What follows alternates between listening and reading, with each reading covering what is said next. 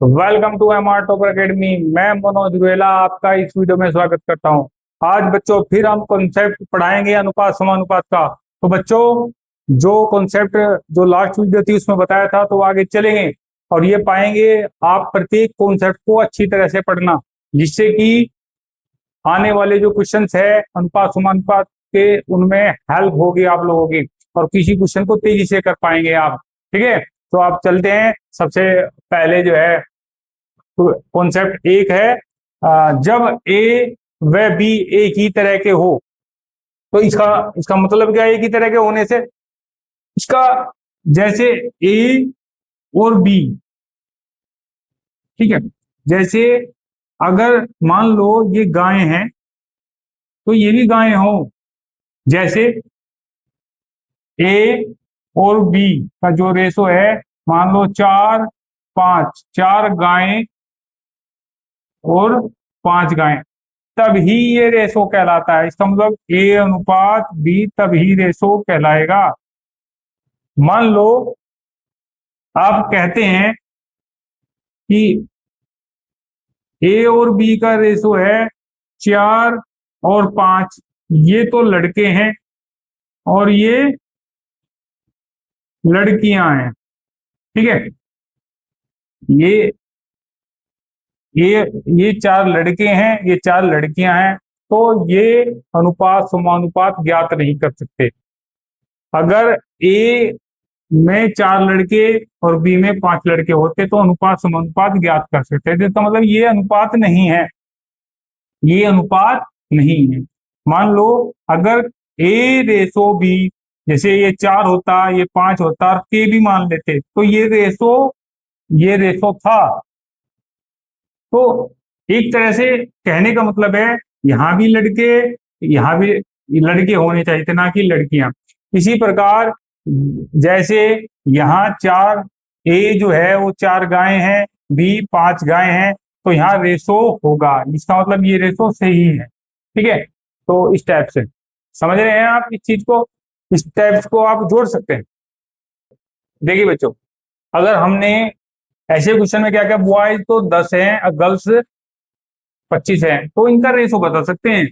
Boys और girls का ratio बता सकते हैं। क्या है? 2-5 का रेशो है इनके अंदर, तो इसको बता सकते हैं।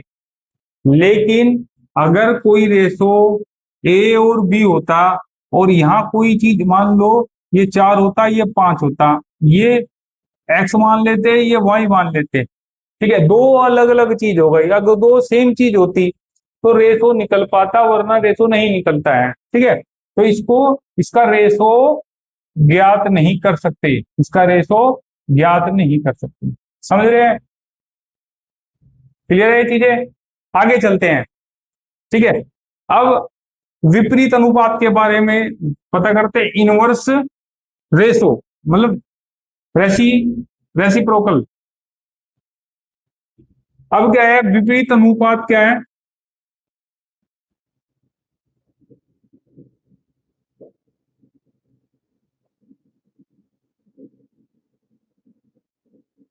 अब कोई चीजों का अनुपात दिया है, मान लो ए रेशो बी दिया हुआ है 4:5। देखो ज्यादातर क्वेश्चन में मुझे करते समय 4:5 का बहुत ज्यादा प्रयोग करूंगा, जिससे इजी रह जाता है, ठीक है। अब क्या करेंगे, इसका विपरीत अनुपात निकालना है। तो विपरीत अनुपात का मतलब क्या होता है?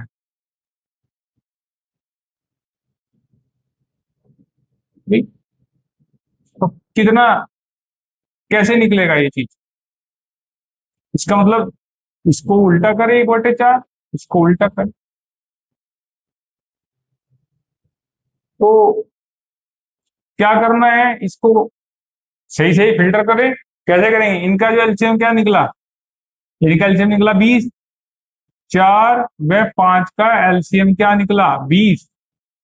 अब 20 को यहां पर गुणा कर देंगे, कितना हुआ, ये 4 हो गया, ये 5 हो गया। तो इसका मतलब ए व बी का जो अनुपात है वो 5:4 है, उल्टा हो जाएगा। आगे जाकर ये तो मैंने आपको करके बताया ऐसे करना है। अगर पूछा जाता है कि ए बी का जो है रेसिप्रोकल बताओ, इनवर्स अनुपात बताओ, तो कुछ नहीं करना आपको, इसको इसकी जगह और इसको इसकी जगह कर देंगे तो क्या हो जाएगा, 5:4 हो जाएगा उल्टा ए बी का। ये चीज समझ रहे हैं। अब ये तो दो संख्याओं के लिए था, अब तीन संख्याओं के लिए कैसे करेंगे। मान लो ए बी और सी दिया हुआ है, तो ये है 4:5:3 कह लेते हैं, ठीक है। तो ए बी सी का विपरीत अनुपात बताए, तो 1/4, 1/5 और 1/3 ऐसे करें। अब आप देखिए इनका एलसीएम क्या बेटा, इनका एलसीएम 60 बेटा, 60। तो क्या है, 60 से गुना कर दो आप इसे, तो कितना हुआ है 20, ये 5 से 12 और 4 से 15, तो क्या आया 15, 12, 20। क्या और छोटा हो सकता है, नहीं हो सकता ना, तो इसलिए ए बी सी का जो विपरीत अनुपात है, इनवर्स जो है रेशो है, वो 15:12:20 है। ऐसा ही दो संख्याओं के लिए हमने करा, 3 के लिए करा, 4 के लिए भी ए अनुपात, बी अनुपात, सी अनुपात, डी के लिए कर सकते हैं। समझ रहे हैं, तो आप इसको नोट कर लीजिएगा, ठीक है, करें नोट, ठीक। चलो बच्चों नेक्स्ट चलते हैं। देखो अतः घनानु, देखो हम लोगों ने जो इससे पहली वीडियो थी, हमने उसमें आपको वर्गानुपात बताया था, ठीक है, डुप्लीकेट रेशो में बताया था और वर्गमूलानुपात बताया था, तो सब डुप्लीकेट रेशो बताया था। तो अब क्या है, घनानुपात बताते हैं, ट्रिप्लीकेट रेशो। अब इसमें क्या है, कोई चीज दी हुई है, मान लो ए बी दिया हुआ है, ये दिया है 4:5, तो करना कुछ नहीं है, इसको घन कर दीजिए, इसका क्यूब कर दीजिए, तो क्यूब करने के बाद क्या होगा, 4 की क्यूब और 5 की क्यूब। और जब इसकी क्यूब करेंगे तो कितना होगा 64, ये कितना 125, ठीक है। तो ये घनानुपात है, ठीक। अगर हम घन मूलानुपात बोला जाता है, मान लो ए बी का जो रेशो है वो 64 और 125 था, कितना 125 था, तो इसका घनमूल कर देंगे। घनमूल क्या होता है, इसका क्यूब रूट ले लेंगे, तो 64 क्यूब रूट क्या होगी, 125 की क्यूब रूट क्या होगी, तो 3 का मतलब होता है 3 में से एक, जैसे ये अंदर क्या होता है 4 गुना 4 है, ऐसे ही ये 5 गुना 5 है, तो 3 में से एक लिया जाता है, चलो 4 ले लेंगे, इसमें से 5 ले लेंगे, तो ये घन मूलानुपात है, ये वाला, समझे। तो वर्ग कर देंगे, वर्गानुपात, घन कर देंगे, घनानुपात, अगर घनमूल कर देंगे तो घन मूलानुपात, समझे बात। संयुक्त अनुपात मैंने आपको बताया था कि जब ए अनुपात बी दिया होता है, बी अनुपात सी दिया होता है, तो ए अनुपात बी अनुपात सी कैसे निकाला जाता है, ए अनुपात बी अनुपात सी कैसे निकाला जाता है, इस चीज को देखिए आप ध्यान से, ठीक है। तो ये चीज करेंगे, फिर आगे इसको आप नोट कर लीजिएगा।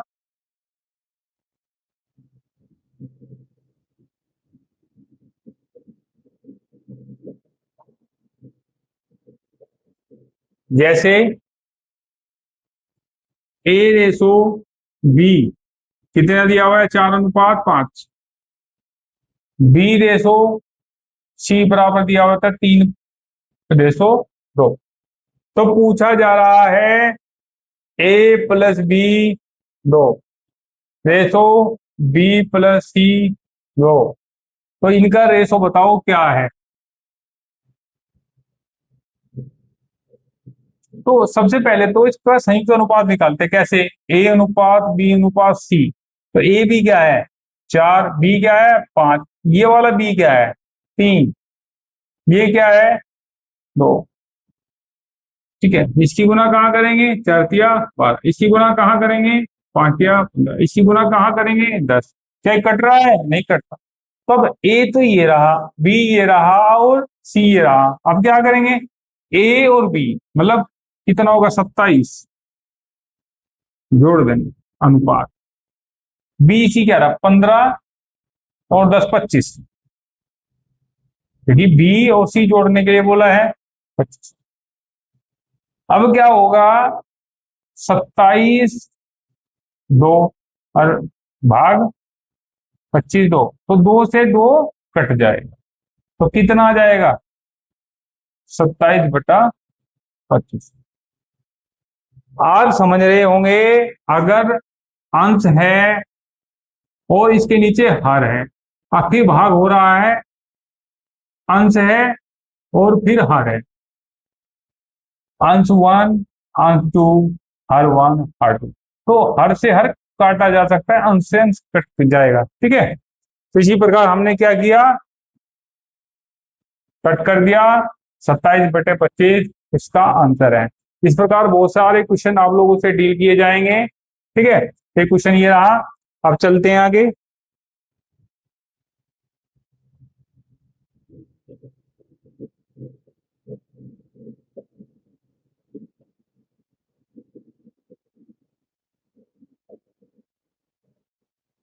जैसे ए अनुपात बी दिया हुआ है 4:5, तो कहा जाता है मध्यानुपात बताइए।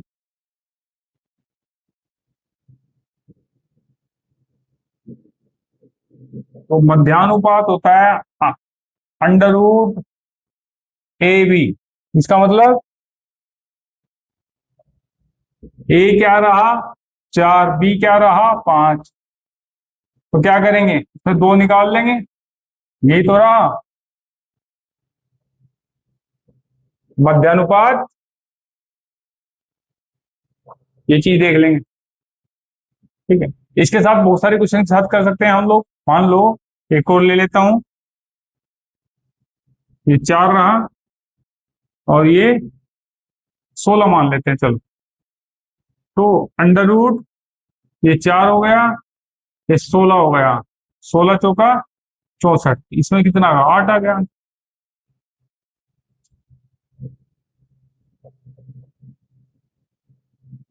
तो मीन प्रोपोर्शन बोलते हैं इसको। ठीक है, तो ऐसे कर सकते हैं। ठीक है, नेक्स्ट क्वेश्चन चलते हैं।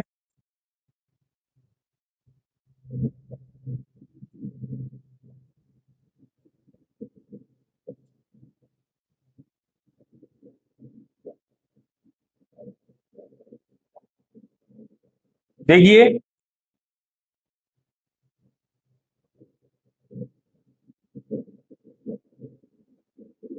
ए और बी दिया हुआ है, कितना? ठीक है, तो कहा द्वितीय अनुपात बताइए, द्वितीय अनुपात बताइए, सेकंड प्रोपोर्शन बताइए आप। तो क्या ये तो फर्स्ट है, ये कैसे निकाला जाएगा? ये चीज, 2 दिए हुए हैं तो तीसरा निकाला जाएगा। देखो, ये दिया हुआ है तीसरा, सही। ये एक है, ये 2 है, तो पूछा है थर्ड प्रोपोर्शन बताओ आप। क्या करेंगे? ए अनुपात बी, क्या करेंगे? रिपीट कर लेंगे इसको। जब है तो इसको रिपीट करेंगे और यहाँ एक्स मान लेंगे। तो हमने आप लोगों को बताया है कि ये तो भाग है, ये बराबर का है। तो बी तो ये रहा और एक्स ये रहा। क्या दिया हुआ है? 4 दिया हुआ है, 5 दिया हुआ है, तो इसका मतलब 4 तो ये, 5 ये, इसका मतलब 5 ये और एक्स। तो कितना होगा? एक्स बराबर, इसकी मल्टीप्लाई इसके साथ करेंगे और नीचे आ जाएगा 6 सही 1/4। ये कितना है? 6 सही 1/4। तो क्या निकलेगा? ए अनुपात बी सी निकल जाएगा। कितना? 6 सही 1/4। तो बी तो रिपीट करा है ना। तो अब इसका एक कंडीशन और है कि जैसे दिया हुआ है 4/5, ये रिपीट करा है 5, तो ये कितना आया 25/, कितना आया 4। तो ये कहा जाता है कि अंदर वालों की गुना और बाहर वालों की गुना बराबर होती है। इसका मतलब 5×5 = 25 हो गया। बाहर वाले की गुना क्या होगी, 4×25/4 हो गया। तो दोनों चीज बराबर, इसका मतलब हमारा आंसर बिल्कुल सही है।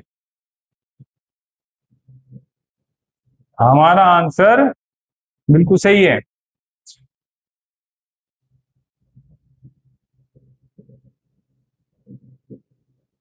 ठीक है, अब देखते हैं नेक्स्ट क्वेश्चन।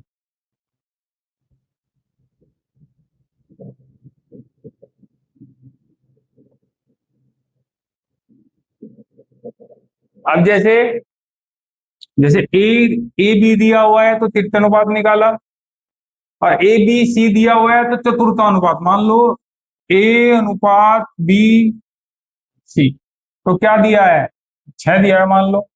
तो चतुर्थानुपात, फोर्थ पोर्शन निकालना है। क्या करेंगे इसमें, ए अनुपात बी समानुपात, जब है तीसरा तो रखेंगे और ये एक्स मान लेंगे। तो ये 4 है, ये 5 है, सी क्या है 6 है, ये एक्स है। तो इसका मतलब 4/5 बराबर 6/x। ये 2 बार, ये 3 बार। देखो ऊपर से कट सकता है, ऊपर से ऊपर है, ठीक है। तो कितना होगा, 5×3 = 15/2, मतलब कितना 15/2 ही मान लेते हैं। अब फिर रखकर देखते हैं, 4:5 = 15 साफ कहा है। अंदर वालों की गुना और बाहर वालों की गुना बराबर होती है। 5×30, और जब इसके साथ गुना करेंगे तो ये भी 30 कहलाएगा, क्योंकि 2 से 1 कटेगा, 2×15 = 30 हो गया। फिर तो बोलो हमारा आंसर सही है। तो एक्स बराबर क्या हुआ, ये तो क्या निकला। देखिए बच्चों, एक क्वेश्चन चलते हैं और इसको देखते हैं ये कैसे होता है। देखो बच्चों, दिया हुआ है ए अनुपात बी, ठीक है, 2:3 दिया हुआ है, बी अनुपात सी 4:5 दिया हुआ है। तो क्या करेंगे, आप इसको जो है कंबाइंड रेशो निकालेंगे। कैसे निकालेंगे, जैसे ए बी और सी दिया हुआ है, तो ए बी क्या है 2 3, बी सी क्या है 4 5।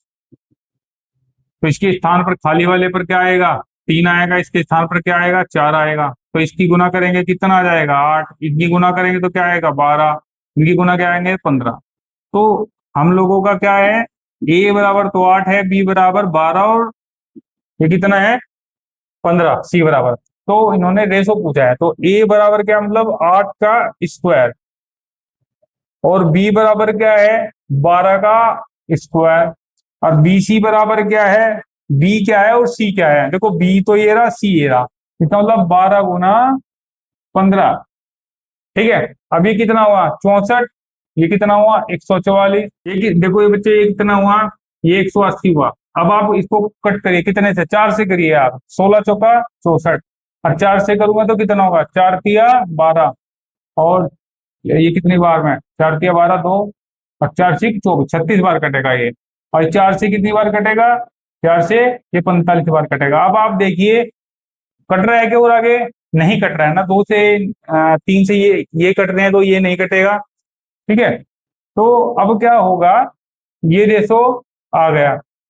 ठीक है, तो कौन सा है, ए स्क्वायर बी स्क्वायर, और अनुपात में जो है इसका आंसर ये रहा। ठीक, ठीक बच्चों, तो इसका आंसर ये रहा। तो बच्चों अगर आपको ये वीडियो अच्छी लगी हो तो प्लीज मेरे इस चैनल को लाइक करें, शेयर करें और सब्सक्राइब करो। धन्यवाद।